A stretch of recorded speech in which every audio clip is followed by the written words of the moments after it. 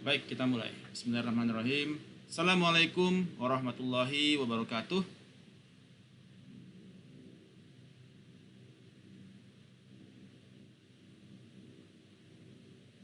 Suara saya terdengar?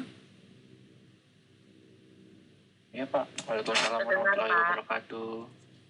Baik, bertemu kembali dengan kelas Digital Business and Industry 4.0. Malam ini kita masuk ke chapter 8, membahas mengenai ethical, social, and political issues in e-commerce. Jadi cita-cita kita di dalam perkuliahan di malam ini adalah untuk memahami why e-commerce menimbulkan ethical, social, and political issues. Yang kedua, memahami apa yang menjadi basic concepts terhadap privacy and information rights. Kemudian memahami mengenai berbagai bentuk of intellectual property and challenges yang berhubungan dengannya dan bagaimana untuk protecting. Dan memahami bagaimana internet diatur dan kenapa pengenaan tax kepada e-commerce meningkatkan issues terhadap pemerintah. Dan yang kelima, memahami major public safety dan welfare issues yang ditimbulkan dari e-commerce. Right.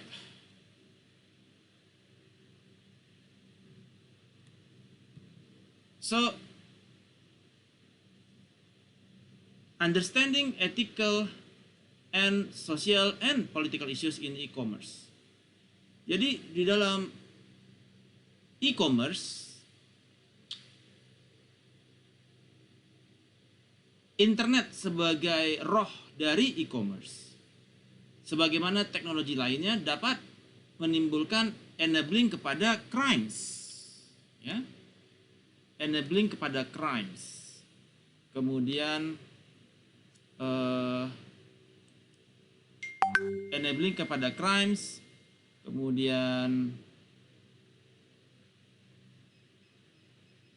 affecting kepada environment dan threaten social values. Coba Anda sebutkan apa saja jenis crimes yang ditimbulkan dari e-commerce. Ada yang bisa tahu?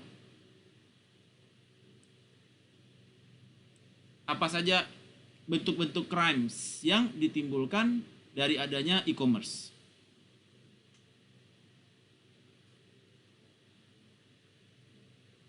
Ada bisa jawab? Zevanya? Salah satunya Pak, penjualan data Pak. Oke. Penjualan data yang dilakukan kemarin sama beberapa oknum dari Tokopedia. Nice, good. Itu termasuk salah satunya Pak. Crime. Dari yang dilakukan sama crime yang mungkin tidak sengaja dilakukan kali ya Pak sama nggak e-commerce dilakukan, tapi pihak oknum sih. Oke, good. Apa berikutnya? Apa kira-kira new crimes yang ditimbulkan dari e-commerce? Andi?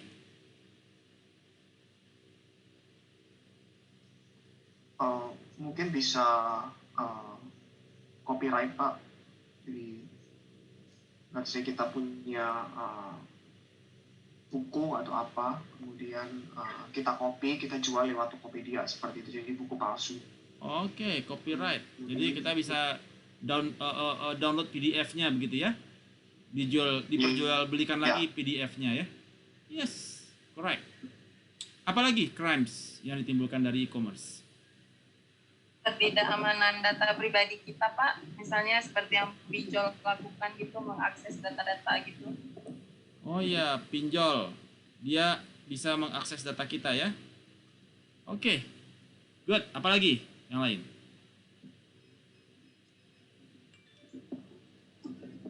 Saya tambahkan ya. Salah satunya yaitu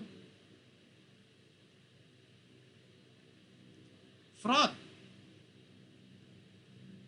forgery. Jadi pinjol tapi dia ngaku-ngaku pakai nama orang lain. Pakai KTP-nya Sarifah, tapi fotonya diganti sama fotonya Marlina. Jadi ngajuin pinjaman, ya. Itu juga crimes. Okay. So a lot of crimes model has been new crimes model has been generated during the e-commerce era. Dan ini mengakibatkan affecting kepada environment. Ya, kita mulai terjadi systemic mistrust. Saya nggak percaya deh kalau transaksi kartu kredit, ntar data saya dipakai sama carding gitu ya, buat belanja mobil Ferrari dan lain sebagainya. Orang lain yang beli Ferrari, saya yang bayar cicilan, kan nggak mau ya. So, dan juga threaten kepada social values. Okay. Cost and benefit must be carefully considered, especially when there are no clear-cut legal or cultural guidelines. Maksudnya adalah ketika kita ingin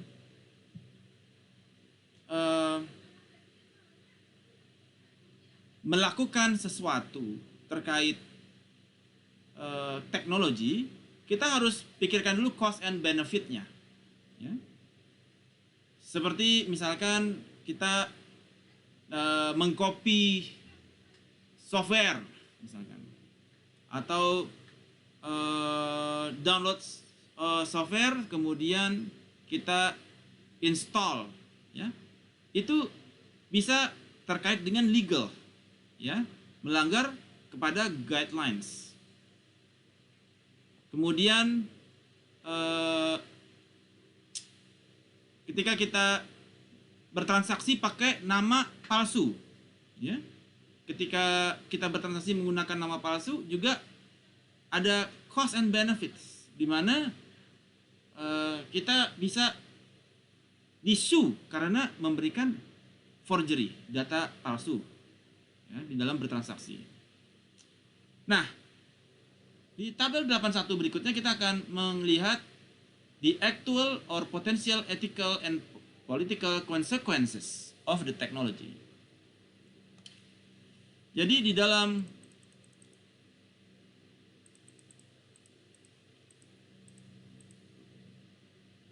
tabel ini kita akan membahas mengenai unique features of e-commerce technology and their potential ethical, social, and political implication. Yang pertama yaitu ubiquity, di mana internet, web technology is available everywhere, at work, at home, and elsewhere via mobile device. Potensial etikalnya apa? Terjadi work and shopping can invade family life. Ya, sekarang karena dengan adanya ubiquity, the commerce is everywhere, anytime, ya, dan bisa menggunakan via mobile device. Ini the shopping habit can invade family life. That the shopping itu bisa distract kepada para pekerja di kantor. Sekarang Anda lihat deh, di kantor yang betul-betulan kerja full time ada berapa orang? Dia cek marketplace, ya. Kesannya aja itu lihat laptop. Tapi di laptop itu sebenarnya lagi ngelihat produk kosmetik, ya, ngelihat produk kategori fashion, kemudian cek Instagram, cek LinkedIn, ya. Tetapi 8 jam itu dia tidak maksimal bekerja, ya. Jadi juga sudah merubah kepada distracting kepada para pekerja di kantor, ya. So ini menjadi potensial ethics problem, ya. Kalau ada pertanyaan langsung shoot aja, ya. Yang kedua adalah global reach. The technology reaches across national boundaries. around the earth. Jadi seluruh dunia. Dan ini potensial etikanya adalah, sosialnya adalah reduce cultural diversity in products, weakens local small firms, dan strengthening large global firms, moving manufacturing production to low wages area, and the world weakens the ability of all nations, large and small, to control their information destiny. Jadi karena salah satu dimension dari e-commerce adalah global reach, itu dia reduce kepada cultural diversity in products, dan dia membuat local small firms itu mengalami penurunan. Sekarang coba Anda lihat deh. Anda lihat di pasar. Orang beli buah, ya. Sama orang yang belanjanya dia online, gitu ya. Online. Atau gini, dari Amazon, ya, Amazon. Shopee lah misalkan. Shopee itu dia dari Alibaba. Karena sekarang Shopee dan Alibaba itu dia sudah berafiliasi. Jadi orang mau pesan barang ke Alibaba, ya, lewat Shopee. Harga barangnya murah sekali dari China. Kenapa barang-barang dari China harganya murah sekali? Ada yang bisa jawab?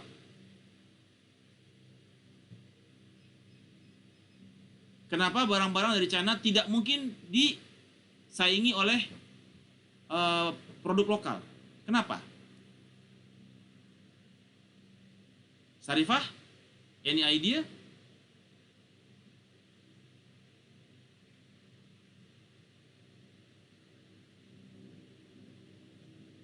Zevanya? Devri?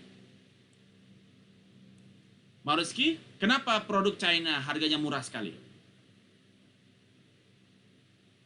Andi? Karena boleh Pak, saya jawab Pak. Boleh. Mungkin karena mereka kan selama ini terkenal sebagai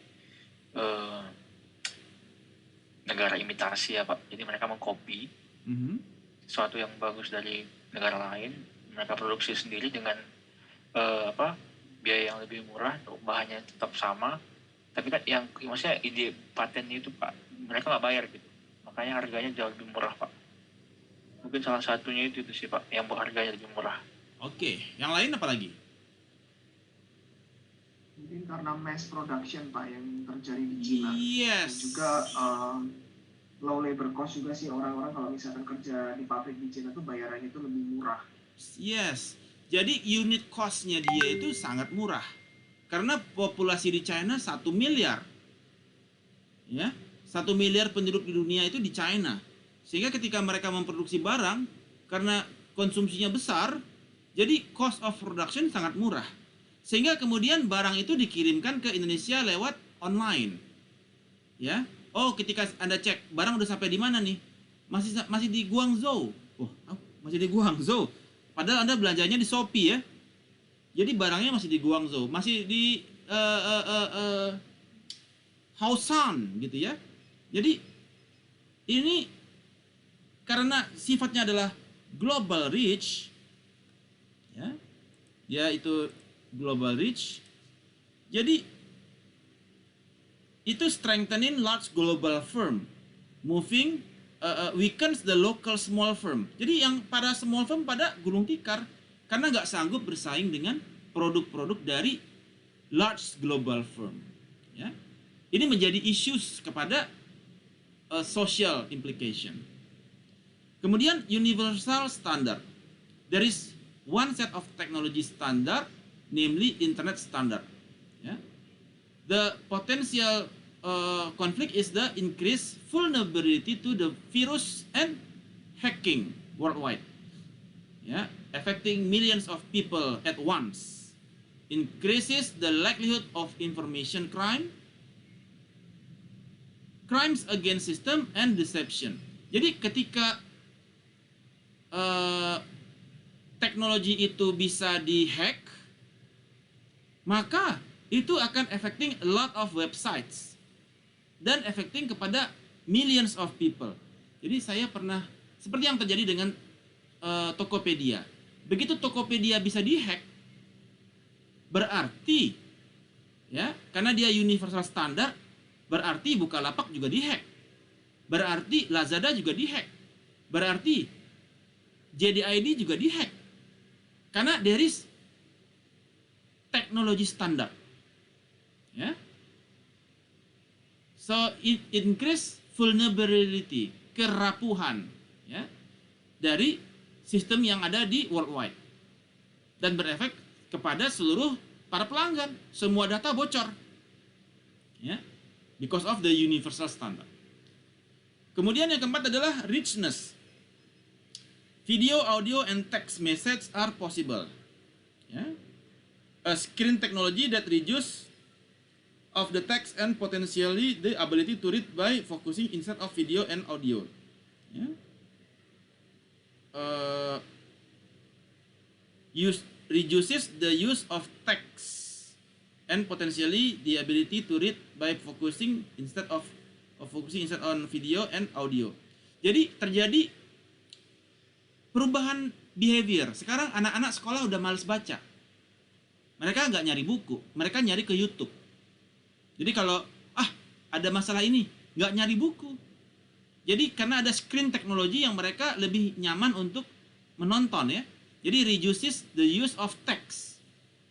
Teks semakin berkurang. Jadi mereka lebih kepada TikTok, gitu ya, YouTube, yang sifatnya dia video dan audio.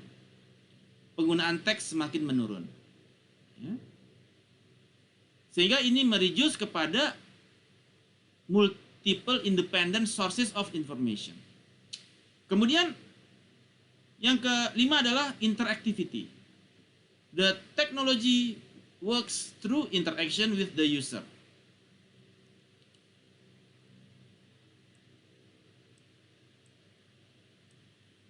Jadi, the nature of interactivity at the commercial sites can be shallow and meaningless. Customer email are frequently not read by human being. Customer do not really co-produce the product. The amount of customization of product is minimal, occurring within predefined platform and plugin options. So, the technology itu dia berinteraksi dengan user. Sekarang udah ada yang disebut dengan chatbot. Jadi udah nggak manusia lagi yang berinteraksi, tapi adalah bot, chatbot. Ya, dia dengan artificial intelligence, dia sudah bisa menjawab pertanyaan Anda sesuai dengan prediksi pertanyaan. Jadi kalau pertanyaannya A, jawabannya A+. Kalau pertanyaan B, jawabannya B-. Pertanyaan C, jawabannya C++. Jadi activity itu adalah bukan lagi dengan manusia, tetapi lebih dengan teknologi, berinteraksi dengan teknologi. So ini menjadi suatu potensial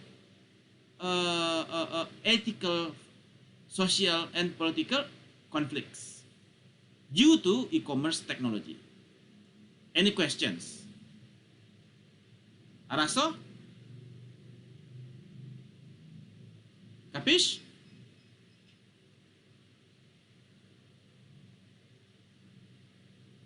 Capish?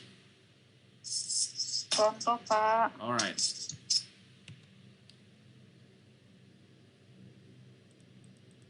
So, and then let's continue to what is the model that we use to organize the issues. Issues raised, yang isu-isu yang ditimbulkan dari internet and e-commerce can be viewed at individual, social, and political level. Ya. Individual, social, and political level. Ada 4 kategori yang membelah kepada masing-masing level tersebut, yaitu kepada information. Ada 4 kategori. Pertama adalah information right. Information right adalah the right that individuals have to access information. Ya. Jadi ada yang disebut dengan information rights. Adalah hak dari seseorang untuk mengakses kepada informasi. Di dalam information rights, ya, saya di sini. Nah, ada yang disebut dengan information rights. Jadi kalau kita membelah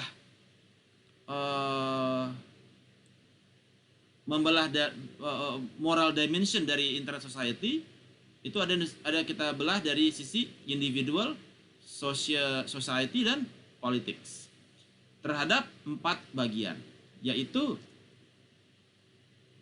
information,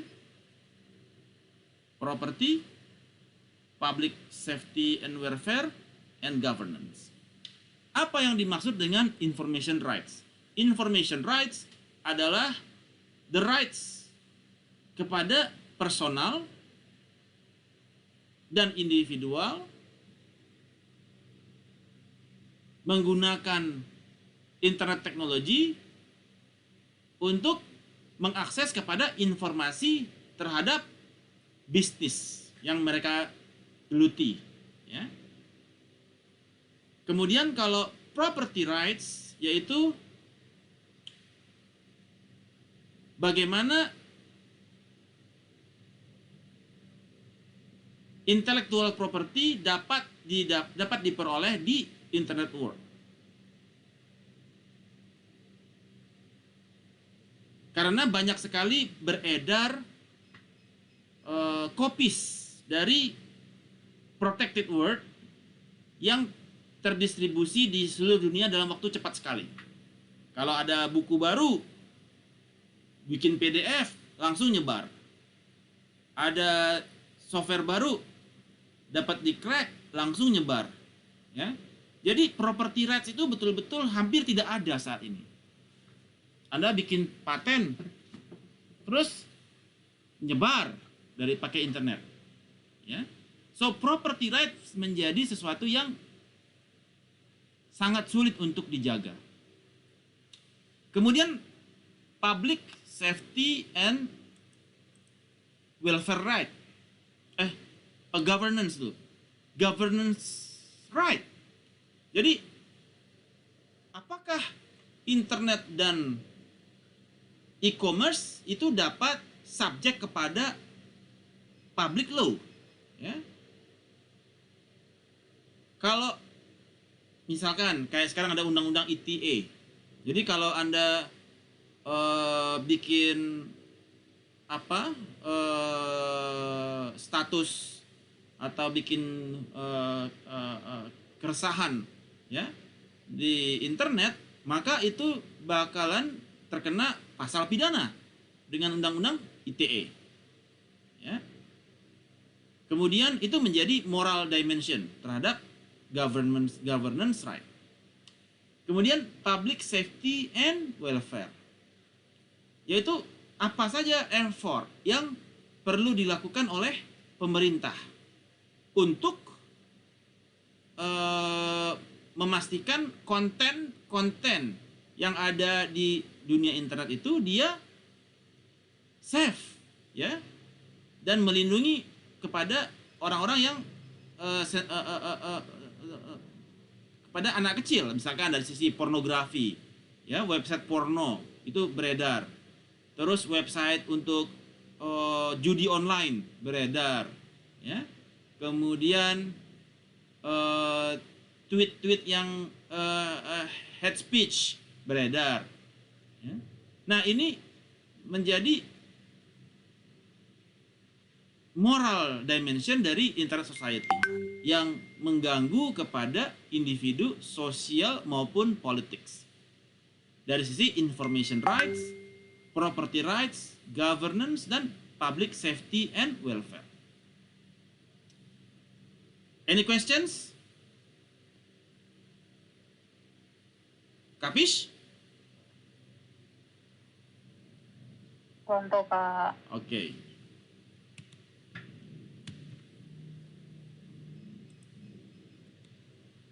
Oke, kita masuk kepada basic ethical concepts. Jadi, ethics itu adalah suatu ilmu yang mempelajari kepada bagaimana kita menentukan right or wrong course of actions. Sesuatu yang akan kita lakukan itu, dia benar atau salah. Itu yang menentukan dia betul atau salahnya adalah ethics. Ya. Jadi ethics adalah suatu ilmu yang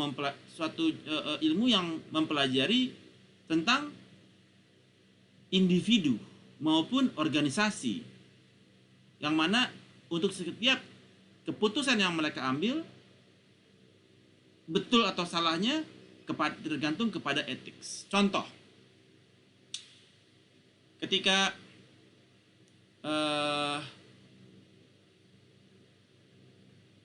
ethics, contohnya adalah ketika kita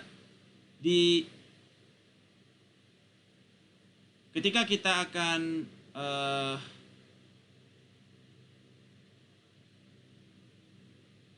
membeli database yang bocor dari Tokopedia, apakah itu right atau wrong action menurut Anda? Ketika kita membeli database Tokopedia di dark web seharga 70 juta account, kemudian seharga 300.000 datanya. 70 juta account, email address, nomor handphone, segala macam. 70 juta akun, 300.000. Itu secara ethics itu right or wrong?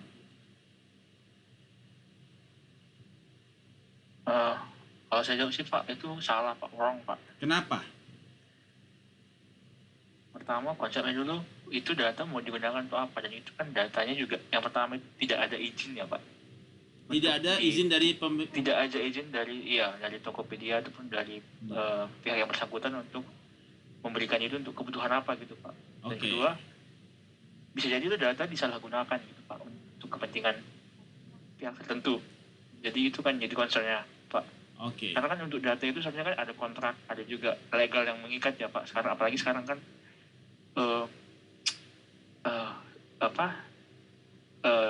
hukum itu udah masuk undang-undang IT itu jelas ya Pak. Ikat data itu jelas di Indonesia. Jadi itu apalagi dark web Pak. Itu kan dark web aja konotasi itu dan nakal, udah gelap gitu. Iya. Itu dia sebenarnya udah melanggar etika Pak. Oke, good. Jadi kita terasa ya bahwasanya ini unethical.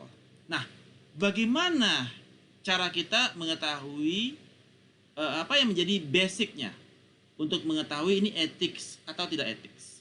Yang pertama adalah responsibility. Ya. Responsibility adalah semacam moral agents terhadap individual, terhadap organisasi, terhadap society, ya, that they must be responsible for the action they take. Jadi kalau Anda mau beli, lu harus tanggung jawab loh, gitu. Kalau kita mau bikin KTP palsu, ya, untuk pinjol, lu bakalan tanggung jawab loh untuk action yang akan lu lakukan. Ya. Pertama, jadi kita responsibility. Yang kedua adalah accountability. Bahwasanya individu, organisasi atau society dia harus accountable kepada pihak lain terhadap konsekuensi dari tindakan yang akan mereka lakukan. Ya, mereka harus accountable. Mereka harus akuntabel terhadap konsekuensi. Apa konsekuensinya? Jadi kalau Anda kalau Anda bikin KTP palsu, ya, artinya Anda harus siap kepada konsekuensi kepada tindakan Anda. Kalau ketahuan, artinya Anda siap-siap kena pidana, penjara. Jadi kita harus akuntabel, ya, terhadap konsekuensinya. Yang ketiga adalah liability, yaitu adalah suatu kondisi di mana hukum itu bahwasanya hukum mengizinkan individual untuk recover the damages. Kira-kira berapa damage yang Anda lakukan di situ, ya, terhadap action yang mereka lakukan, dan berapa yang harus bagaimana Anda merecover tersebut, merecover kepada hal tersebut. Jadi liability itu adalah suatu political system di dalam hukum, ya, yang memberikan individu untuk recover the damage done to them by other actors, system or organization. Contohnya liability. Jadi kalau misalkan Anda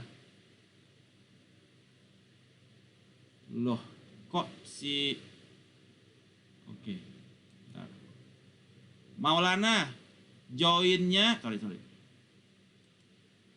joinnya ke Zoom, bukan ke Google Classroom, bukan ke Google Meet, masuk ke Zoom. Cek di Big. Waduh, Maulana masuknya ke Google Meet. Oke. Jadi ketika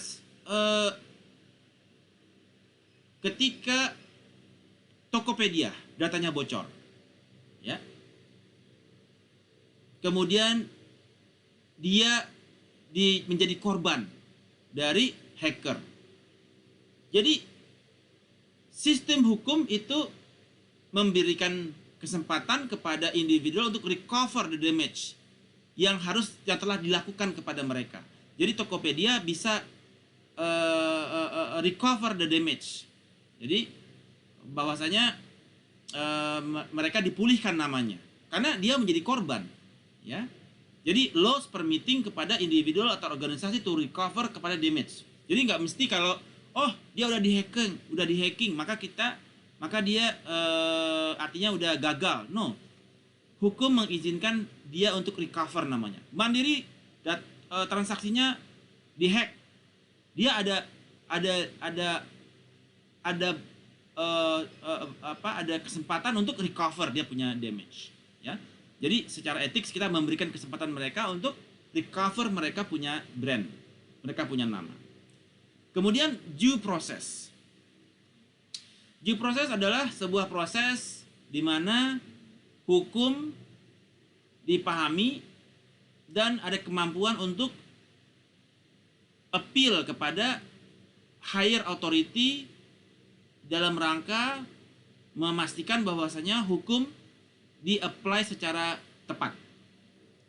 Jadi kalau kita dirugikan, kita bisa bikin laporan ke polisi dan melapor kepada otoritas setempat untuk memastikan bahwasanya hukum dilakukan. Kalau Anda dirugikan, maka pihak yang merugikan Anda harus dikenai hukum yang setimpal. Jadi ini yang menjadi prinsip, ya, kepada basic ethical concepts. Ada yang ingin bertanya? Questions? Araso? Araso ya Pak. Oke. Nah,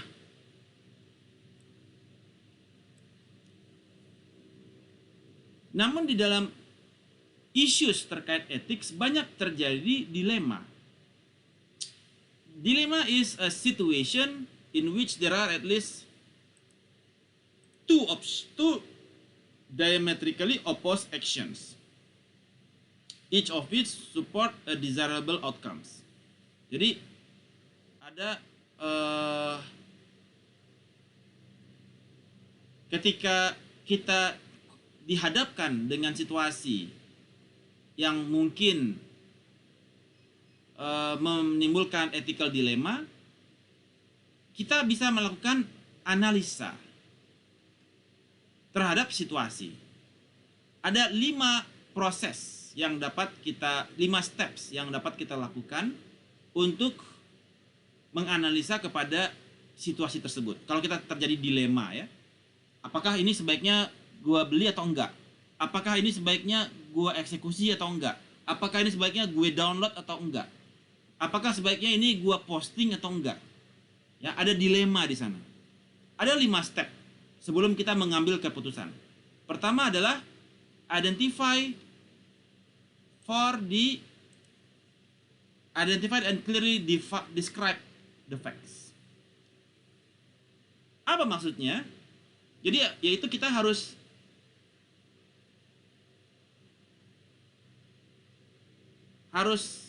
jelas terhadap Anda akan melakukan ini kepada siapa, ya? Anda akan melakukan ini kepada siapa? Kemudian Anda akan melakukan apa? Kepada siapa? Di mana? Kapan? Dan bagaimana? Ya? Sehingga Anda bisa clearly defines, ya, terhadap fact yang akan dilakukan, ya. Kemudian sehingga nanti kita akan bisa melakukan analisa untuk mendefine kepada solusinya. Jadi kita harus jelas dulu fact-nya apa. Anda mau ngapain? Apa yang akan Anda lakukan? Kepada siapa? Di mana? When? Bagaimana caranya? Nah, itu harus clear dulu sebelum Anda memutuskan dilema tersebut.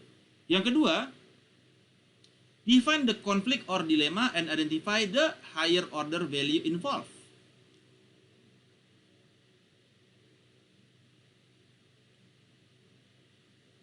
Jadi apa yang dimaksud dengan higher value? Ya. Jadi ethics itu selalu memiliki referensi kepada higher value, focal point-nya. Ya. Misalkan freedom itu adalah suatu ethics, ya, hak kebebasan manusia, ya. Atau privacy, data privacy, apa yang menjadi higher value-nya, data privacy. Atau protection dari properti Anda, ya, intellectual property Anda harus protect. Jadi misalkan Anda mau tracking kepada pada orang yang berkunjung ke website Anda. Jadi Anda mau tracking orang-orang tersebut, kemanapun dia pergi Anda follow. Jadi ketika cookies Anda di website Anda itu, ada cookies di website itu mengidentify IP address-nya dia, kemudian Anda bisa tracking kemanapun dia pergi ke website manapun. Jadi IP address itu Anda kuntit gitu ya, Anda kuntit IP address itu. Nah, sehingga ketika dia pindah ke website yang lain, ads Anda, advertising Anda muncul lagi di sana. Beli A, beli B, beli C yang punya Anda. Dia pindah lagi ke tempat lain, tetap aja jualannya itu juga. Nah, jadi mulailah terganggu ada apa yang disebut dengan freedom, kebebasan seseorang.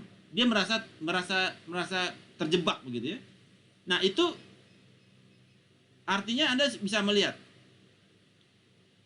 secara higher value terjadi pelanggaran freedom, pelanggaran privacy, ya, pelanggaran data privacy. Karena Anda dikuntit begitu. Waktu Anda pindah ke website A, website B, ditawarin produk yang sama terus. Itu adalah define kepada higher order values involved. Jadi eh,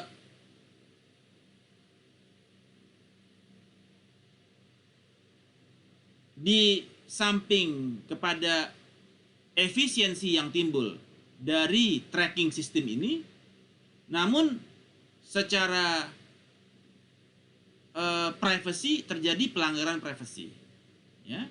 Nah, sehingga ada diametrical opposed action. Yang pertama adalah dari sisi efisiensi kepada bisnis karena ada pakai sistem tracking, tetapi di sisi yang lain ditarik oleh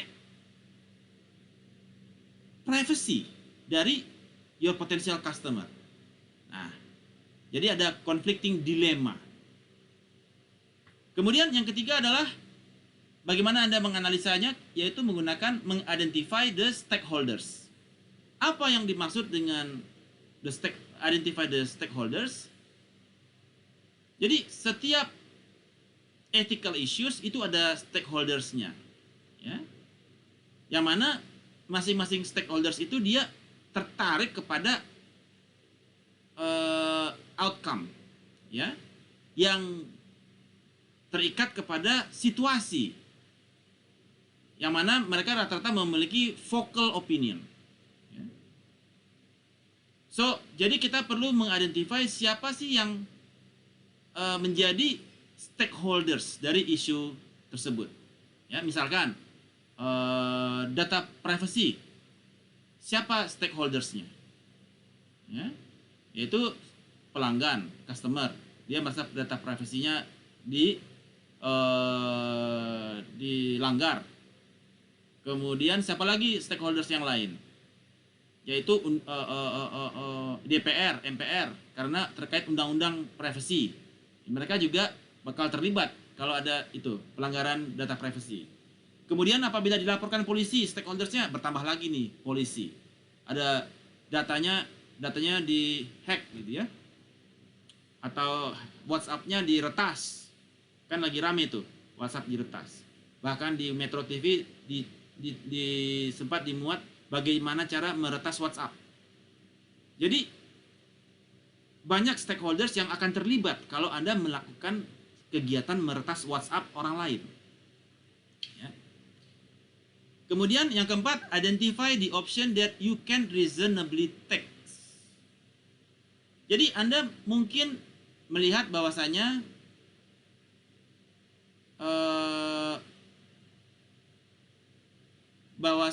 options yang ada itu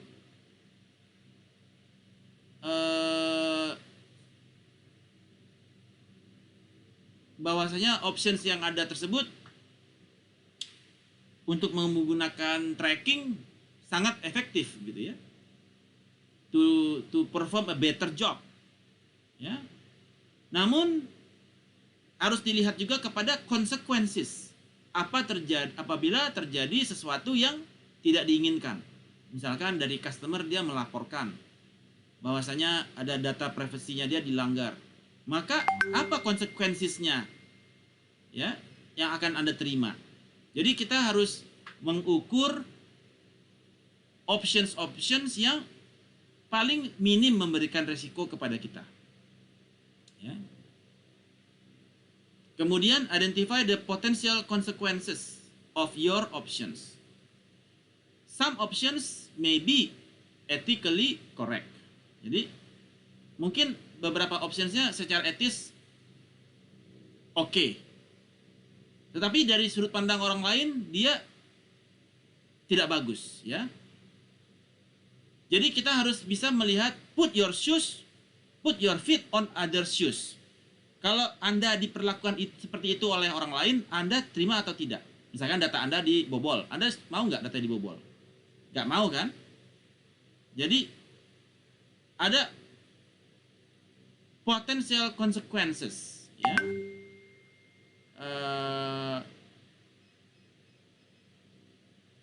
Kalau kita lakukan itu terus-menerus, apa yang akan terjadi? Ya. Kalau misalkan Anda lakukan itu terus-menerus, orang lain nggak terima kan? Merasa dirugikan, dilaporkan ke polisi. Atau Anda melakukan korupsi, kemudian terus-menerus dan sampai ketahuan. Nah, itu juga apa yang akan Anda terima. So, this is how we analyze the ethical dilemma. So far so good. Any questions? Sarifah? Araso? Ini udah pada Soyo. udah Oke, good. Right. Berikutnya adalah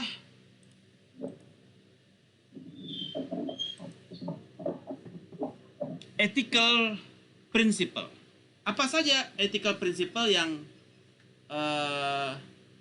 ada di dalam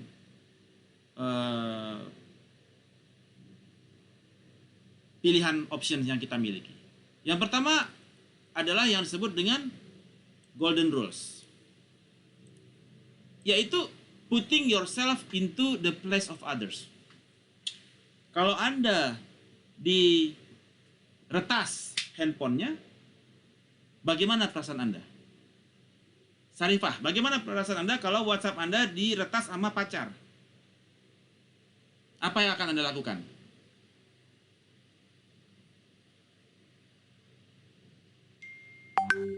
Sarifah? Gimana tadi, Pak? Bagaimana kalau WhatsApp Anda diretas oleh pacar Anda?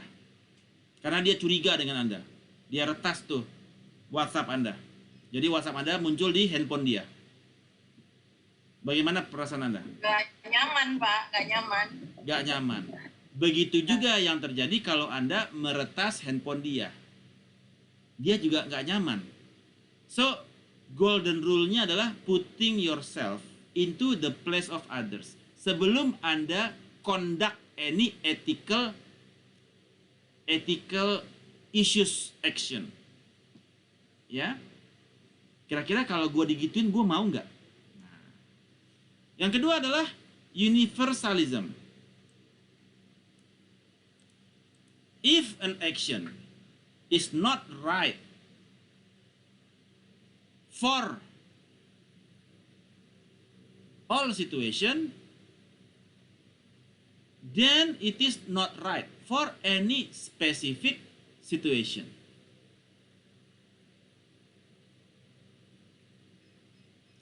Jadi kalau sebuah action itu tidak bisa, tidak bagus kepada seluruh situasi, berarti dia tidak bagus kepada specific situation juga. Jadi kalau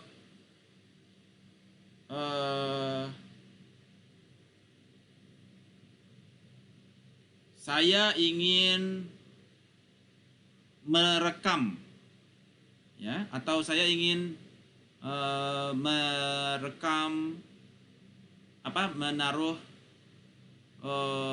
alat perekam di meja bos saya supaya kalau dia meeting gue denger nih dia ngomongin apa aja, dia ngomongin gue gitu ya. Jadi Anda taruh itu alat perekamnya pakai SIM card, jadi Anda online tuh bisa dengerin omongannya dia live. Setiap dia ngomong online ke Anda tuh, wah ada yang tamu datang, jadi SIM cardnya untuk ini ya, udah kayak main spionase ya. Nah itu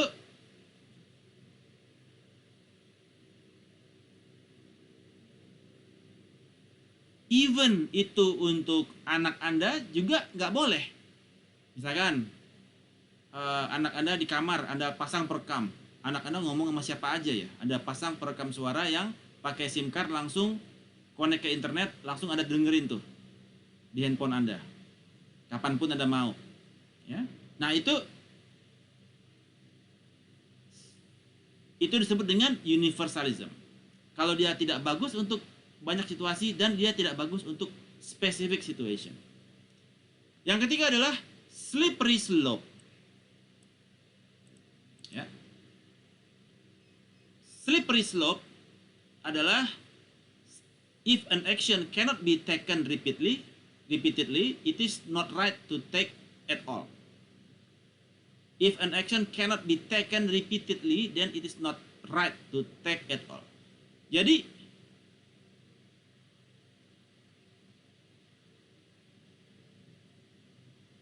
kadang-kadang suatu action itu appear untuk dia bisa berfungsi ya di kondisi suatu instance untuk menyelesaikan masalah ya. Tetapi kalau dia dilakukan secara berulang-ulang, maka dia akan menimbulkan negative outcome ya. Jadi kalau istilahnya slippery itu jalannya itu dia licin ya. Nah, ketika Anda menuruni sebuah tebing yang licin, you may not be able to stop. Ya. Kalau Anda lakukan berulang-ulang, Anda nggak bakal bisa berhenti. Misalkan Anda menerima, Anda cannot be taken repeatedly. Anda mendapatkan uang tips dari customer. Kemudian kalau Anda berulang-ulang Anda mendapatkannya, maka berikutnya adalah kalau customer nggak ngasih tips, Anda merasa benci sama customernya, ya kan? Seperti kemarin misalkan Anda biasa dikasih tips 50.000 nih misalkan untuk melakukan kepada customer Anda bantuin, dikasih tips 50.000. Karena udah keseringan, lama-lama kalau customer nggak ngasih, Anda sebel. Ya? Jadi, you cannot stop. You pengen terus dapetin tips dari mereka. Nah, itu disebut dengan slippery slope. Banyak lagi terusannya. Ada lagi yang collective utilitarian principle. Take the action that achieve the greater value for all society. Take the action that achieve the greater value for society. Jadi, rule ini berasumsi bahwasanya Anda harus bisa melakukan prioritas kepada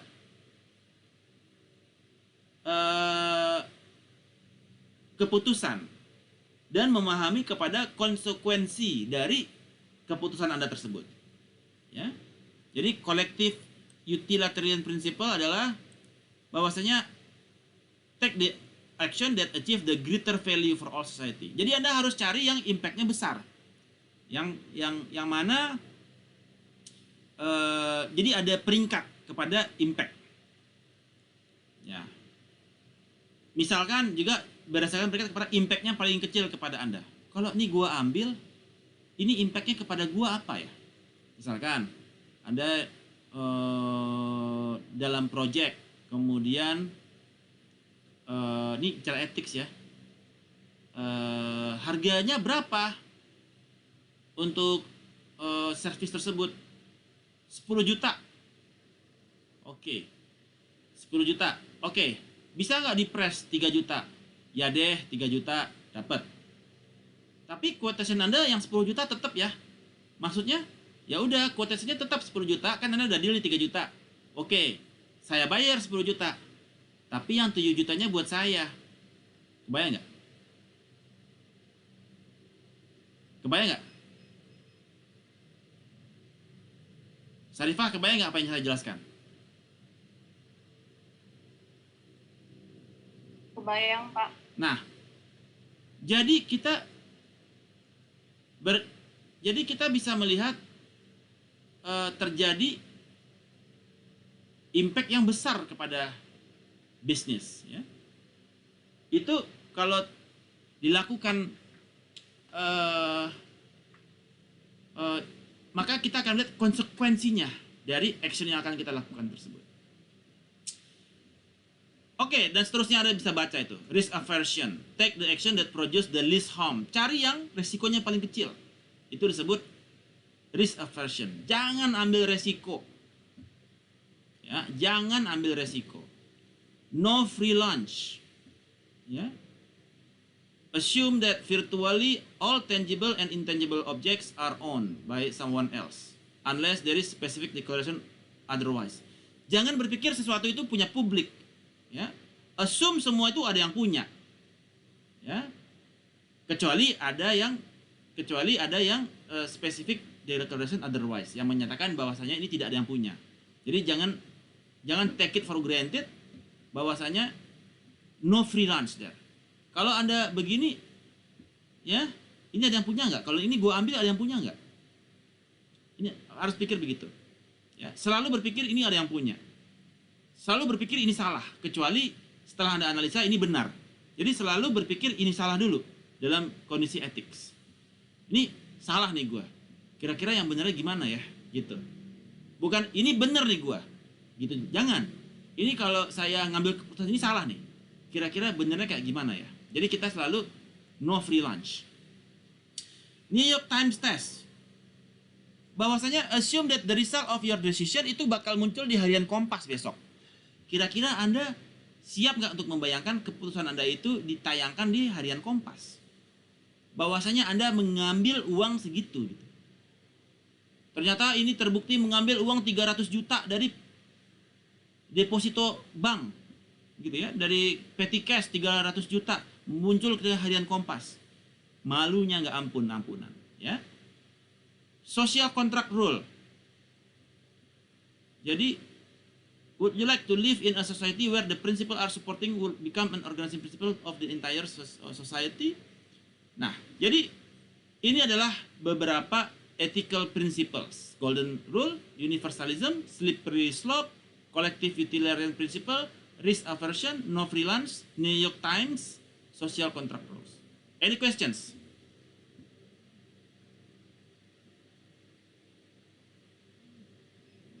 Any questions? Pak. Oke. Baik, kita lanjutkan. Nah, sebelum saya lanjutkan, saya ingin bertanya satu. Apa yang dimaksud dengan golden rule? Contohnya, Evi, silakan Evi. Golden rule tadi yang Bapak jelaskan itu kan apa? Ya. Tadi contohnya itu kalau kita apa nggak mau diretas gitu kan, yang syarifah itu ya, juga jangan meretas orang seperti itu. Ya, golden rule. Put your feet into somebody else's shoes, ya. Letakkan kaki kamu di sepatu orang lain. Mau nggak digituin, gitu ya? Ya, Pak. Oke, good. Oke, kemudian privacy and information rights, ya. Jadi kita di dalam information right itu adalah akses kepada informasi. Kita memiliki hak kepada informasi.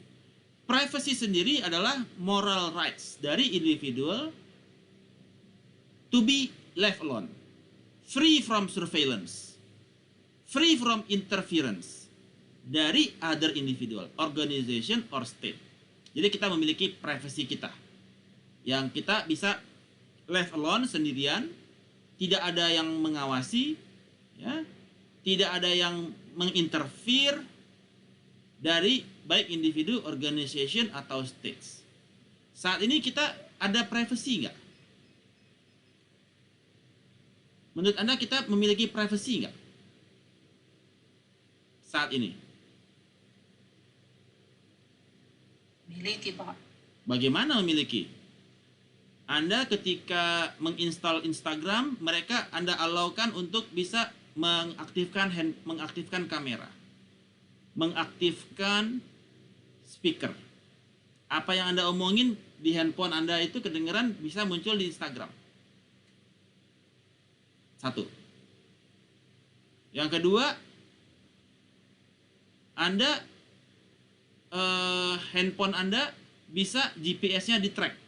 Kemanapun posisinya pakai Find Friend, ketahuan Anda berada di mana. Dua, udah Anda nggak ada privasi lagi kan? Ketiga, ketika Anda install aplikasi di handphone, di laptop, aplikasi tersebut bisa mengaktifkan kamera, ya, nonton Anda juga. Keempat, Oke. Kelima, Anda jalan ke mall, Anda pakai kartu peduli lindungi, ketahuan Anda lokasi di mana. Anda tap masuk ke MRT, Anda tap, ketahuan Anda lagi naik MRT. Anda di surveillance. Menurut Anda masih punya privacy tidak?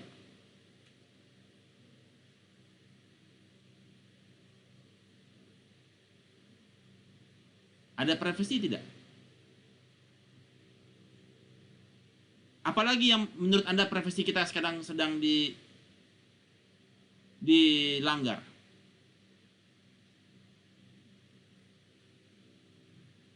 Apalagi pelanggaran privasi yang Anda rasakan? Anda masuk ke website, Anda IP-nya ketahuan, langsung di-detect. Pindah kemana-mana, langsung di-follow. Betul nggak? Apalagi privasi, pelanggaran privasi yang Anda terima? What else? What else?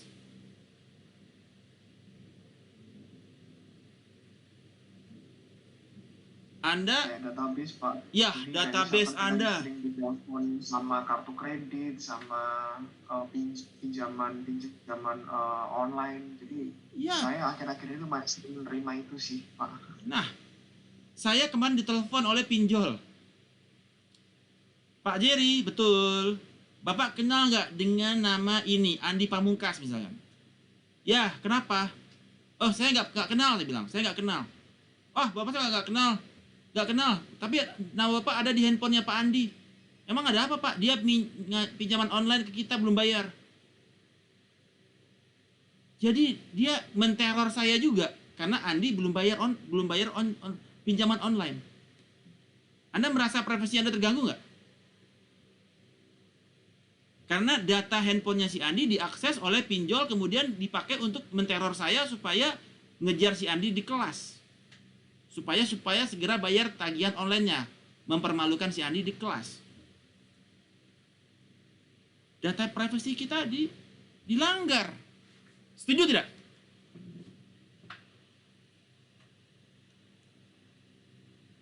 Apalagi data privasi kita yang dilanggar?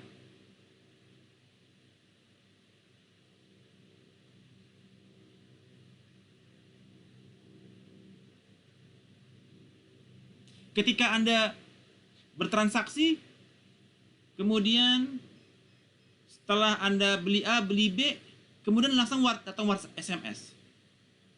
Sebaiknya Anda beli yang C juga, A, B, dan C. Karena data kita udah diakses oleh mereka dan kemudian dibikin modeling untuk melihat sebaiknya dia akan beli ini, dan beli ini. Dia udah memprediksi langkah-langkah kita. Ibarat langkah catur, langkah Sisilia kita udah kebaca oleh mereka. Dan mereka nungguin di langkah ketiga. Jadi mereka one step ahead daripada kita nungguin nih. Mereka nungguin kita setelah langkah A dan B, maka mereka nungguin di C. Ini terjadi. Ya. So, privacy is kondisi di mana kita bisa merasakan hidup bebas dari surveillance, pengawasan. Ya. Di dalam information privacy ada 4 premises yang ada. Pertama adalah hak untuk control the information collected about them. Jadi kita punya hak untuk mengkontrol data-data yang dikoleksi oleh orang lain. Misalkan data kita dipinjam oleh pinjol. Kita punya hak untuk kontrol. Punya hak untuk the rights to be forgotten. Bagaimana data kita itu dihapus. Kita punya hak. Dan itu terjadi apa tidak? Tidak. Kemudian rights to know when information is collected. Dengan diberikan consent. Inform consent. Halo Pak, data Bapak kami minta izin untuk diambil ya. Ya betul, mereka inform consent. Kalau kita nggak yes, maka aplikasi nggak bisa diinstal. Ya mereka inform consent, tapi kalau kita tidak oke, WhatsApp-nya nggak bisa diupdate. Jadi WhatsApp itu punya akses untuk baca data kita. Facebook punya akses untuk baca data kita. Instagram punya akses untuk baca data kita, data log kita. Dan dari data log itulah mereka bisa membangun model terhadap semua aktivitas yang kita lakukan. Karena data itu jual belinya mahal. Mereka memperjualbelikan data tersebut. Right to personal information due process adalah proses untuk collecting, sharing, dan mendiseminasi kepada personal informasi yang kita miliki. Dan itu harus transparan kepada semua orang. Bahwasanya data gue lo kasih ke siapa aja, harusnya kita dapat informasi tersebut. Nyatanya tidak. Data kita diperjualbelikan di belakang. Ketika kita transaksi, data kita dipakai, dijual lagi, ya, tanpa transparansi kepada kita dari proses tersebut. Oke, sekarang gue isi nih data, nama, alamat, email. Setelah ini datanya mau diapain? Itu tidak transparan. Karena kalau kita isi nama ibu kandung, kita bisa buka rekening bank. Kalau kita isi alamat email, dia bisa email blasting. Ketika kita isi nomor handphone, dia bisa WhatsApp blast. Jadi tidak ada transparansi. Kemudian, right to have personal information stored in a secure manner. Ya. Data itu harus disimpan di tempat yang memiliki prosedur untuk memprotek kepada personal information yang dari personal information kita dari tindakan hacking atau tindakan yang unauthorized kepada data kita tersebut. Jadi ini adalah merupakan information rights yang kita miliki. Any questions?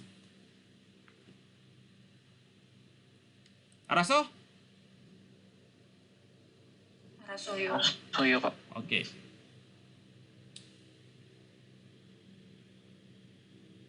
Nah, privacy itu ada yang di public sector maupun yang di private sector.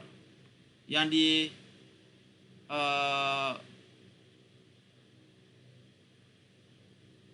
ada yang di public sector maupun yang di private sector.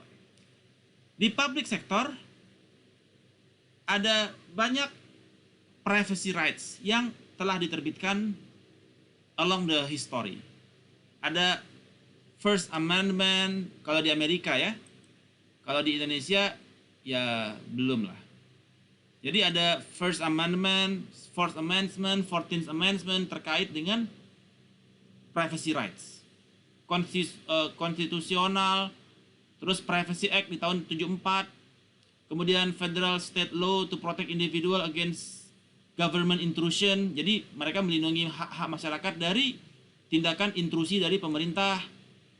Nah, kemudian kalau yang di private sector banyak juga ada privacy rights untuk customer. Mulai dari privacy kepada large scale nationwide computerized system dengan menggunakan credit card system, ya, credit rating dan seterusnya. Kemudian, nah, information collected by the websites. Ini juga menjadi issues, ya. Jadi ketika kita masuk ke website, ketika Anda kan sudah buat website nih, Anda udah bikin website. Nah, ketika orang datang minta alamat, minta nama, alamat email, ya, atau personally identifiable information, any data that can be used to identify Anda, locate lokasi Anda, atau kontak Anda, nomor handphone. Ya. Jadi ada yang disebut dengan PII, personally identifiable information. Kemudian ada anonymous information, demografi, ya, status pernikahan, behavioral information that does not include any personal identifiers. Jadi ada beberapa tipe data yang dikolek, dari mulai nama, alamat, nomor telepon, email, social security, kemudian banknya bank apa, nomor akunnya berapa, data demografinya bagaimana, terus transaction datanya apa saja, itu informasi itu dikoleksi oleh websites, ya, ketika Anda berkunjung ke mereka. Bagaimana cara mereka mengaksesnya? Ketika Anda isi, kemudian ketahuan IP address, kemudian alamat email. Dari alamat email ketahuan, dari Google-nya, Gmail-nya, demografi Anda ketahuan. Ya. Kemudian ketika Anda masukkan kartu kredit, ketahuan nomor bank, nomor rekeningnya. Ya. Kemudian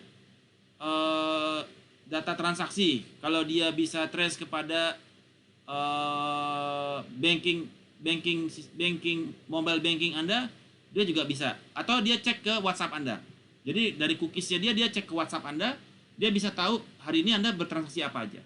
Terima duit 50 juta. Oh, ini gaji nih tanggal 25. Terima duit 150 juta tanggal 25. Oh, ini gaji nih 150 juta. Jadi mereka juga bisa membaca data SMS. Wah, ada SMS nih. Nah, mereka bisa detect transaksinya apa nih. Kalau Anda udah connecting dengan SMS banking kan. Nah, data-data ini di-collect oleh website. Ketika Anda WhatsApp Anda di website Anda buka WhatsApp di WhatsApp web, data lognya, cookiesnya bisa kerja untuk mendownload data log. Oh, ada data-data ini mereka bisa download. Itu disebut dengan data-data yang unstructured.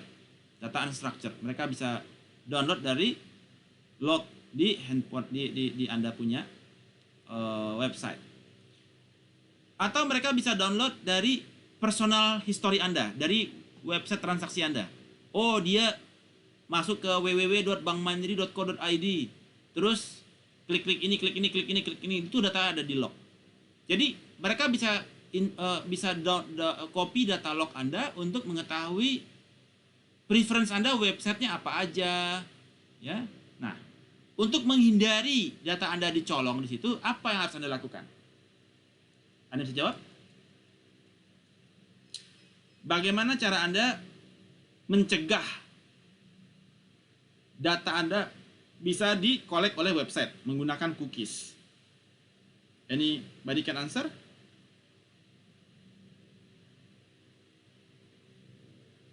Anda bisa jawab? Clear cookies, Pak. Yes, clear cookies. Apalagi? Clean history ya. Clean history website Anda. Ya. Supaya jadi dia nggak bisa membaca Anda punya preference terhadap websites. Cookies Anda clear. Kalau cookiesnya bisa juga dia sifatnya sebagai trojan untuk membaca data-data Anda. Ya. Luar biasa ini. Kemudian apa saja Internet Major Information Gathering Tools? Ada impact dan impactnya kepada privacy. Oke, kita lihat. Smartphones used to track location. Ya, kita bisa handphone bisa tracking, find friend kita track.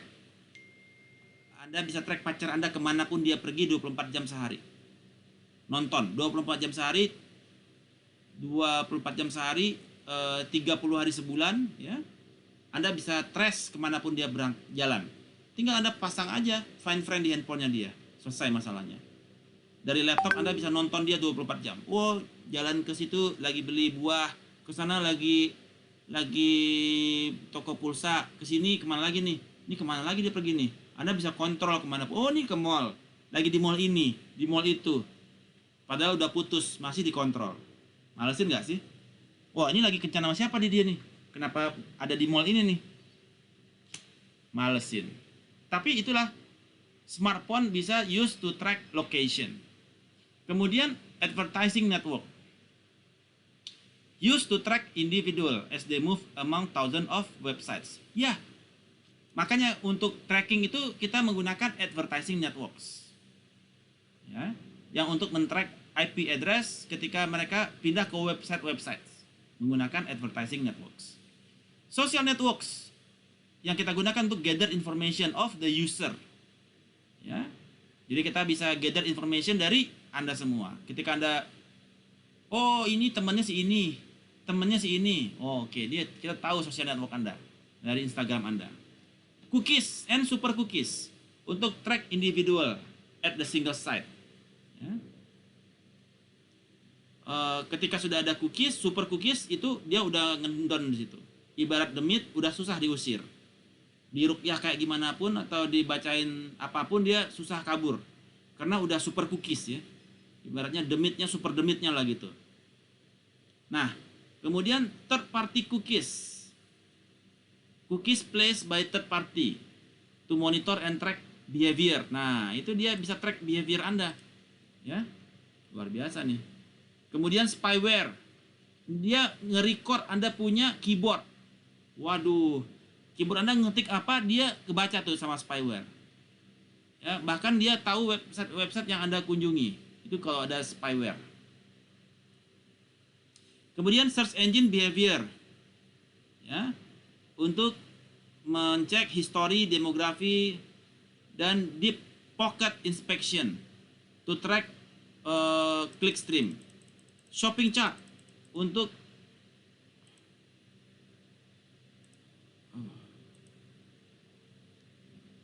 forms, site transaction log, search engine untuk trace user statements and views. Jadi banyak sekali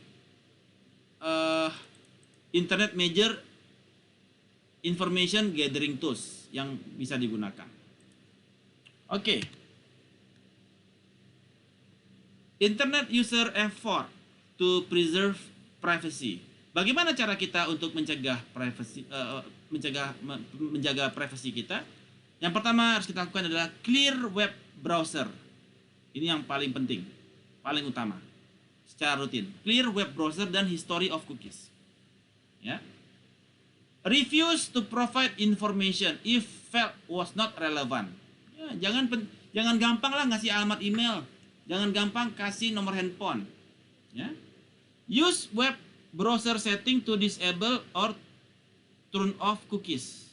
Ya. Disable cookies, turn off cookies, itu penting. Delete or edit something previously post online. Kalau Anda something yang Anda ragu, bisa Anda segera delete atau edit. Ya. Untuk menjaga privasi kita. Gunakan email address ya akun kecil lah ya, atau username kita yang fake ya, untuk menjaga privasi kita. Jangan untuk Instagram yang atau kita mau Twitternya yang pinggir jurang gitu ya, Twitter statement bahaya, kita pakai nama asli Andi Pamungkas. Wah, tinggal dicek di Google search engine Andi Pamungkas, ketahuan langsung siapa kan. No, pakai nama samaran, misalkan Andi Lau, misalkan gitu, atau Yong Chow, atau siapa begitu ya, untuk Andi 9 benua gitu ya. Itu untuk menjaga privasi kita. Jangan gampang mengumbar privasi, karena begitu diumbar Anda semakin terbuka ruangan untuk di trespass. Kemudian provide inaccurate information. Jangan Anda taruh nama tanggal lahir Anda yang benar di Google. Selalu ganti tanggalnya boleh, bulannya beda, tahunnya beda. Jadi jangan pernah sekali-sekali taruh nama yang akurat di internet. Data akurat. Kalau di tempat-tempat publik ya, di Facebook jangan taruh tanggal akurat, kecuali tanggal lahir, tahunnya Anda ganti lah, untuk menjaga privasi Anda. Ya. Kalau di Instagram nama pakai angka, misalkan Andi Pamungkas 131 atau Andi 212. Nah, kayak gitu tuh. Jadi lebih Andi Pamungkas 212. Gak penting kan? Nah, tapi itu untuk menjaga real name Anda, ya. Refuse to use website that requires real name. Ah, ini real name, hati-hati, gak usah. Jangan pakai real name di online. Anda transaksi Tokopedia segala macam pakai nama palsu. Use public computer in order to browse anonymously. Ya. Jangan pakai komputer Anda kalau mau browse yang bahaya. Pakai public computer. Karena bisa di-trace siapa yang mengakses kepada website ini ya. Use public computer in order, kemudian attempt to get something posted online about them, attempted to get something posted online about them removes. Encrypt phone calls. Ya, email, ada yang di-encrypt. Jadi kalau aplikasi yang di encrypt itu WhatsApp itu nggak di encrypt. Yang di encrypt itu yang aman itu pakai namanya Telegram. Yang aman tuh Signal namanya. Signal. Ini dia paling aman, nggak bisa diretas. Sampai sekarang masih belum bisa diretas. WhatsApp sudah bisa, Telegram belum tahu saya. Signal masih aman. Kemudian use proxy server or VPN to browse web anonymously. Jadi kalau Anda mau ya jangan gampang di-track ya, pakai VPN. Ya. Tapi jangan buat nonton porn ya. VPN untuk browse yang tidak bisa dipantau ya. Seperti itu. Any questions?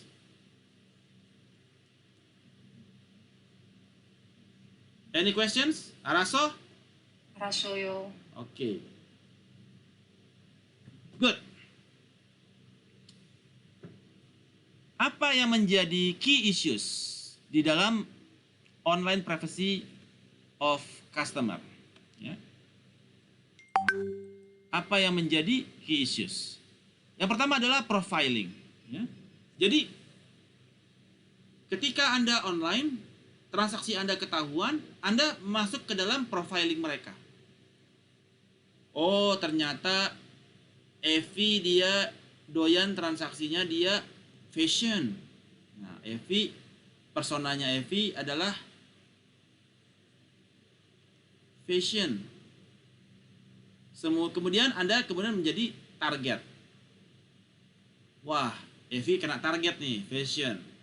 Sehingga kemudian Anda dapat penawaran Zara, ya, Zara, Uniqlo, ya, semua nembakin Instagram Anda, semua ke IG Anda, karena Anda profiling Anda udah ketahuan, nama Evi, Amalia, alamat, nomor telepon, email, di email Anda kena email blasting, WhatsApp Anda kena, dari WhatsApp Anda ketahuan Instagramnya, semua Instagramnya pun dikejar-kejar sama produk fashion. Jadi key issues di online privacy sekarang adalah profiling. Semua data itu masuk ke data profiling. Ini sih kerjaan saya juga sih ya, bikin profiling ya. Profiling kepada customer. Jadi nanti kita kejar dia, ya kerjaan saya juga nge-track mereka. Jadi ibaratnya saya jadi ibaratnya saya bipolar nih. Satu sebagai yang menolak, satu lagi saya mengerjakan juga begitu ya. Melakukan profiling dan mentarget kepada target customer untuk campaign-campaign yang sesuai ya. Dan membuat data image, yaitu adalah collection of records used to create, untuk membuat digital image itu adalah behavioral profile dari customer. Ada digital image. Untuk Evi, digital image-nya apa nih? Ada persona. Jadi Evi ditandain, dikasih label atau dikasih persona fashion lover. Ya. Kemudian social network privacy. Jadi juga key issues-nya adalah social network privacy. Kita ketahuan nih siapa teman-teman kita gitu ya. Itu menjadi issues. Teman-teman kita ditawarin juga ya. Social networks itu dia juga memiliki challenge ya. Di mana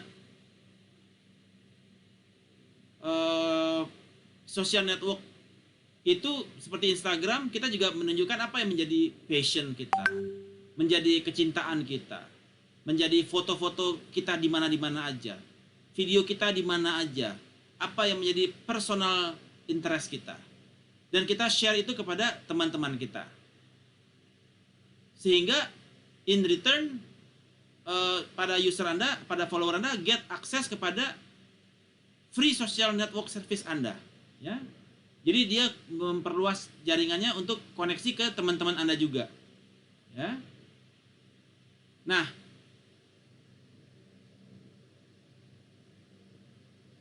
tapi yang jadi masalah adalah banyak sekali partisipan dari social networks itu memiliki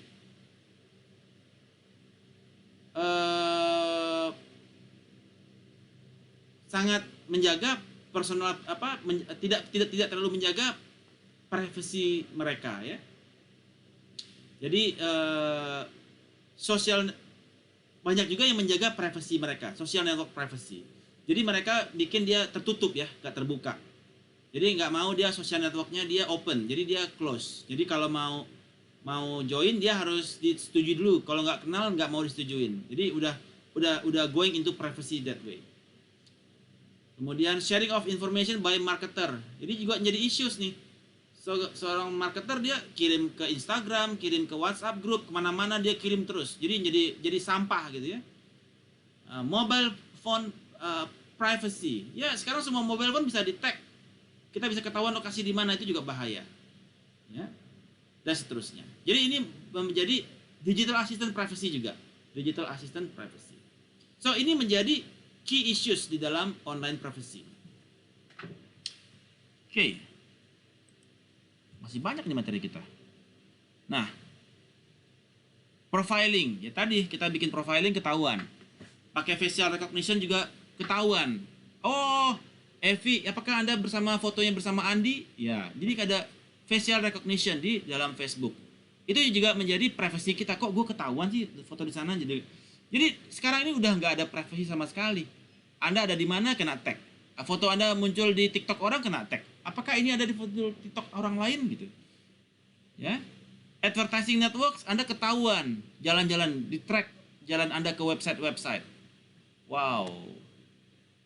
So, walaupun secara bisnis terjadi peningkatan effectiveness dari advertising dan lain sebagainya, tetapi ada critics di situ bahwasanya ini men-undermine kepada privacy kepada customer. Ya, data privacy customer udah nggak ada lagi. Oke, social networks, ya, privacy tadi kita udah bahas social networks dan Facebook, ya. Kemudian mobile device privacy issues, ya, juga kita bisa di-track, lokasi kita bisa di-track oleh siapapun, bahaya sekali. Kemudian privacy policies, ya.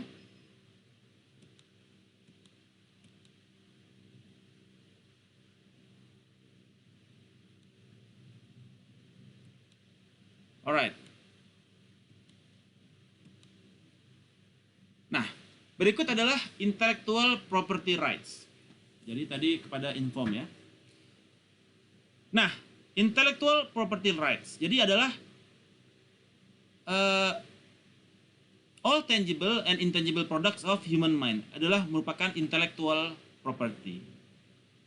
Apa yang menjadi major ethical issues? Bagaimana seharusnya kita men-treat kepada property that belongs to others, ya? Major social issues-nya adalah apakah ada continued process di dalam protecting intellectual property di dalam internet age. Dan major political issue-nya adalah how can internet and e-commerce be regulated or governed to protect intellectual property. So di dalam intellectual property, sebentar.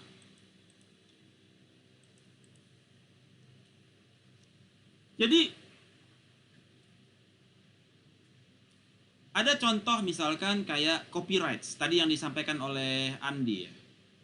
Jadi kita ada bagaimana setiap orang memiliki produknya masing-masing yang seharusnya memiliki copyright. Ya. Seperti gambar, fotografi, ya, music, kemudian komputer program, coding, ya, itu merupakan your intellectual property. Dan kemudian seseorang dengan gampangnya snipping Anda punya foto di Instagram, kemudian menjadi dia punya background untuk dia punya zoom, karena dia suka dengan background Anda di mana-mana gitu. Ada copyrights di sana, ya, copyrights. Tiba-tiba foto Andi lagi di Gunung Semeru, foto Andinya dipotong, Gunung Semerunya ditempel, taruh di layar halaman website mereka. tinggal snipping udah tanpa minta izin ke Andi. So ada pelanggaran kepada intellectual property. Ya. Pertanyaannya adalah bagaimana cara kita treat ethical issues di situ kepada sesuatu yang dimiliki oleh orang lain. Kemudian bagaimana pemerintah juga major issues-nya adalah secara ethics dan sosial dan political. Ethics, bagaimana kita treat kepada punya orang produk yang memiliki orang lain. Sosialnya adalah bagaimana kita interacting, menjaga value untuk selalu menjaga intellectual property orang lain. Dan major political issues-nya adalah bagaimana pemerintah mengatur. Ini cukup sulit karena di internet semua you can search anything in Google. Ketika sudah di Google, itu perasaan kita udah ini milik bersama karena udah ada di Google. Artinya ini bisa diakses secara umum, artinya ini milik umum. Sebenarnya tidak, ya. Sebenarnya tidak, karena itu hasil karya dia. Kemudian dia taruh di websitenya dia, kemudian Google crawling, kemudian kita bisa download. Padahal orang itu tidak memberikan itu untuk di-download, tetapi untuk punya dia sendiri. Ya. Dan itu bisa kemudian kita download, kita manfaatkan. Copyright-nya udah dilanggar. Ya. Kemudian main type of protection adalah copyrights, patent, trademark. Jadi banyak sekali pelanggaran kepada copyright, ya. Kepada copyright, patent maupun trademark. Di Indonesia paten tetapi tetap aja dipakai orang gitu ya. Dan itu sebenarnya bisa dituntut. Tapi di Indonesia paten masih belum begitu ini ya, masih belum begitu semarak ya. Walaupun sudah banyak tapi belum penaltinya belum jelas. Oke. Copyright itu dia memberikan perlindungan, protects kepada original form of expression dari being copied by others. Jadi kalau Anda punya copyright, ada orang yang copy, Anda berhak menuntut. Ya. Berhak menuntut. Dulu saya pernah, kalau saya dulu bikin codings, kemudian ajukan paten. Teman saya yang ajukan. Kemudian codingnya itu kalau digunakan oleh orang lain, orang harus bayar. Nah, jadi itu menarik. Kantor hak cipta paten itu ada di depan Pasar Festival ya. Situ kalau kita mau mendaftarkan hak cipta kita bisa ke sana. Oke. Paten, kemudian e-commerce paten, ya, trademarks, kemudian ya,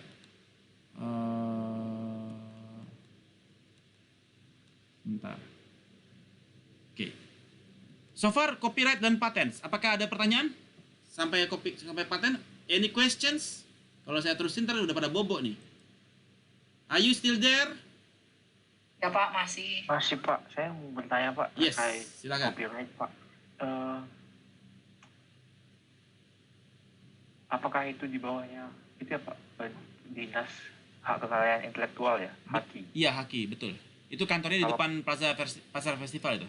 Paten juga Pak, paten juga ya Pak. Iya, sama HAKI juga. Saya masih penasaran Pak. Hmm. Kemarin kan heboh tuh yang Goto ya. Goto kenapa? Tiba-tiba ada yang klaim bahwa brand Goto itu sudah ada patennya Pak. Jadi Gojek Tokopedia ini ternyata mengambil brand dari punya orang lain. Oh iya, saya baru tahu. Terus Iya. selanjutnya? Jadi mereka ini lagi happening Pak. Jadi mereka itu kena biaya di beritanya saya baca mereka dituntut 1 triliun Pak. Wih, Karena sedap. Itu. nggak tahu apakah, makanya saya agak bingung sih Pak. Yang punya Goto itu siapa namanya? Yang punya Goto itu Gojek Tokopedia Pak. Bukan maksudnya yang copyrightnya yang pemegang copyright siapa? Itu saya belum coba cek ke Apakah di Indonesia atau di luar negeri? yang Indonesia Pak. Yang punya Goto ya. Goto yang gugat ini sebenarnya mereka juga itu bergerak di finansial juga, namanya itu PT Terbit.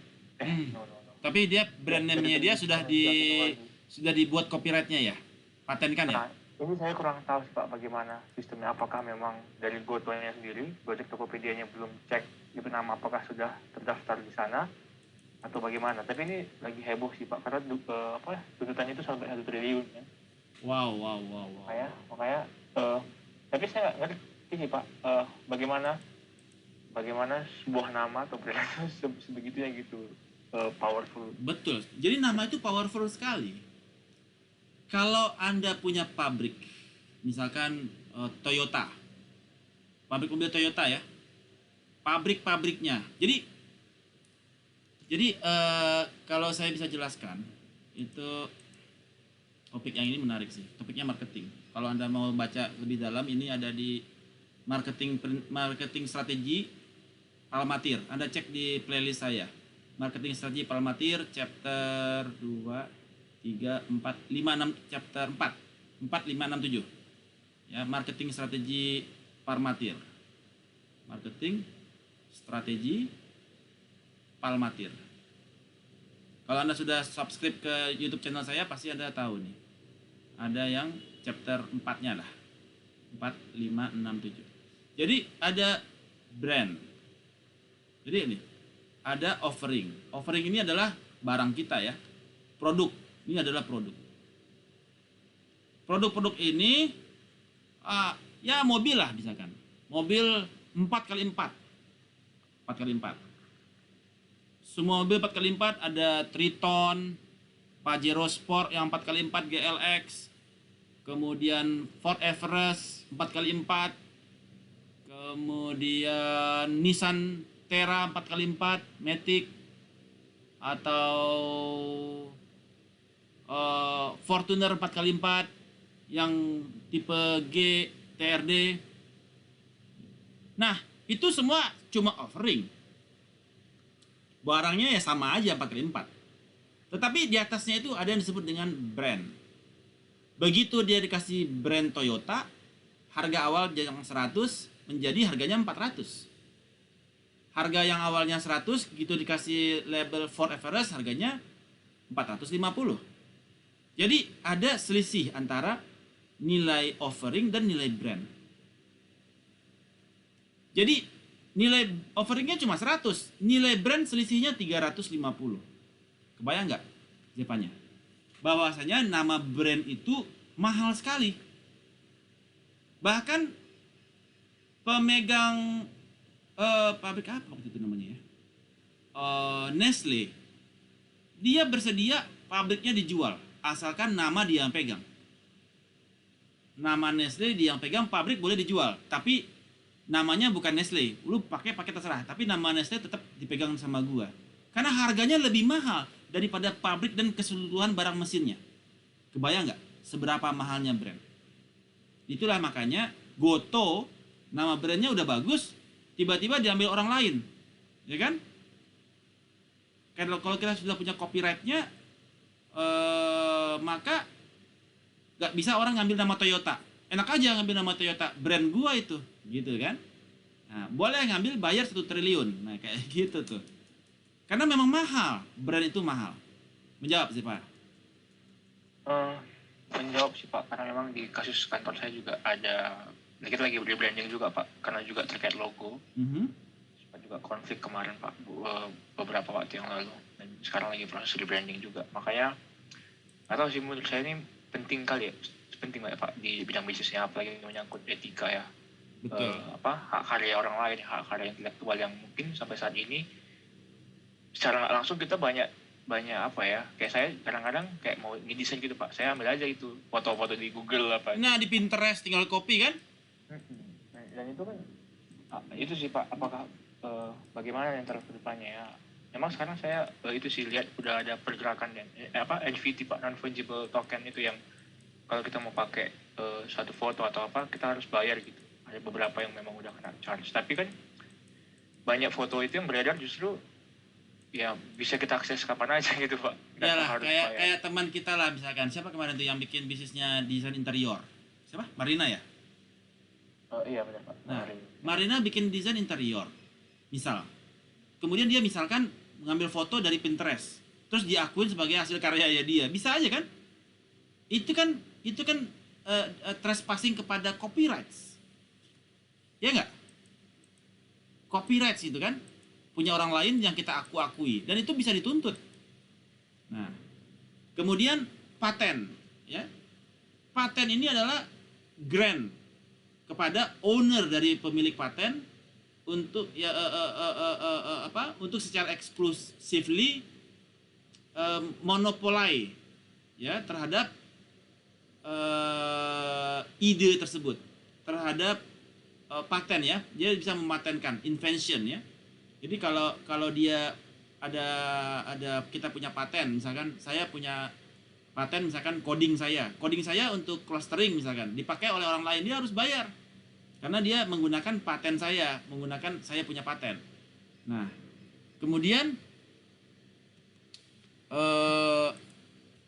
apa lagi nih? Trademarks ya. Kalau trademark ini biasanya dipakai as a mark use untuk identify dan distinguish perbedaan antara goods and indicate kepada source-nya. Ya. Jadi ensure customer gets what it's paid. Ya, purpose-nya untuk customer get what it's paid, protect owner against piracy and misappropriate. Jadi ada barang, ada trademark di situ. Ada trademark. Jadi trademark itu intellectual property untuk mengidentifikasi terhadap produk yang kita miliki. Ya. Jadi ketika kita punya trademark,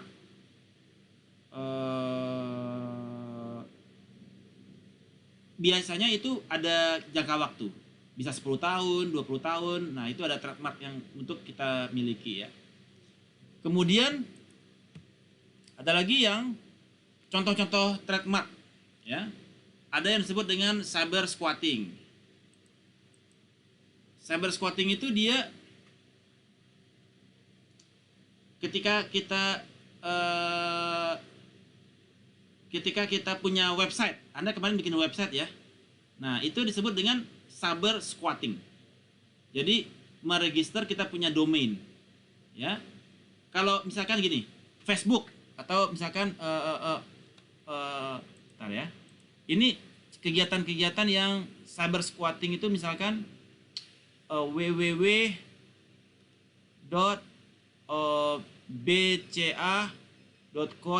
Ini kan Bank BCA ya.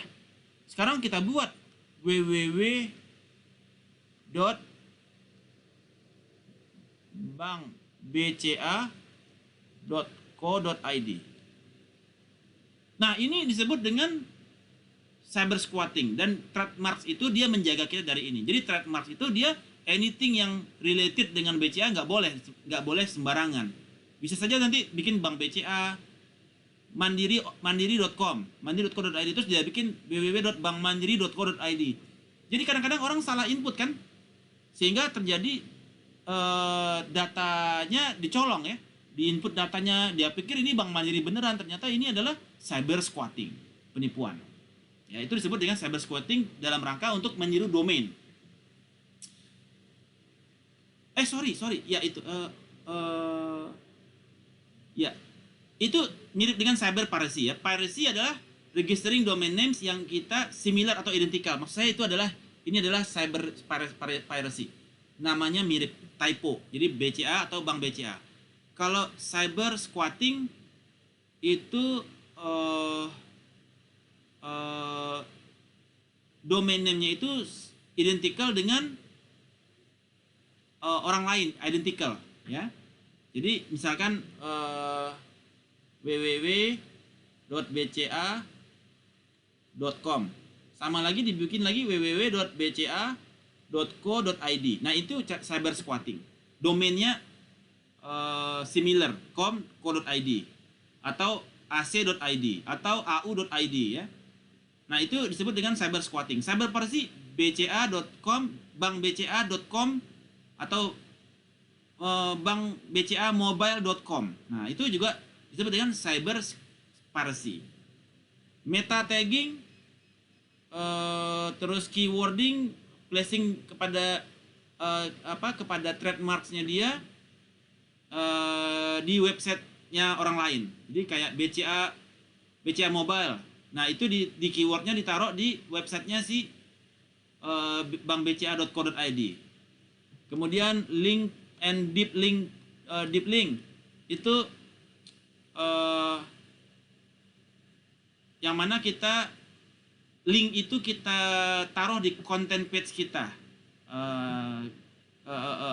bypassing kepada homepage-nya. Jadi kita oke, saya kalau misalkan kita bikin konten, saya kalau nabung biasanya di BCA, dikasih huruf biru, warnanya warna biru kan, dikasih underline kan. Begitu diklik bukannya ke www.bca.com tapi ke www.bankbcamobile.com.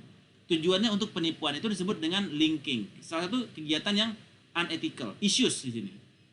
Kemudian framing, placing the content terhadap site yang lain, kita di dalam frame kita. Jadi konten yang other site itu ditaruh di kita. Jadi misalkan transaksi BCA kita copy tuh. Transaksi BCA akan ini biaya ini terus kita copy paste ditaruh di tempat kita. Itu disebut dengan framing. Itu juga ethical issues di dalam society, di dalam transaksi internet. Right. So that is all the topic we have tonight. Any questions? Menarik sekali. Bagi saya menarik. Any questions? Untuk ethical, social, and political issues in e-commerce. No questions? Enough, Pak, enough. Okay, good. Alright. Kita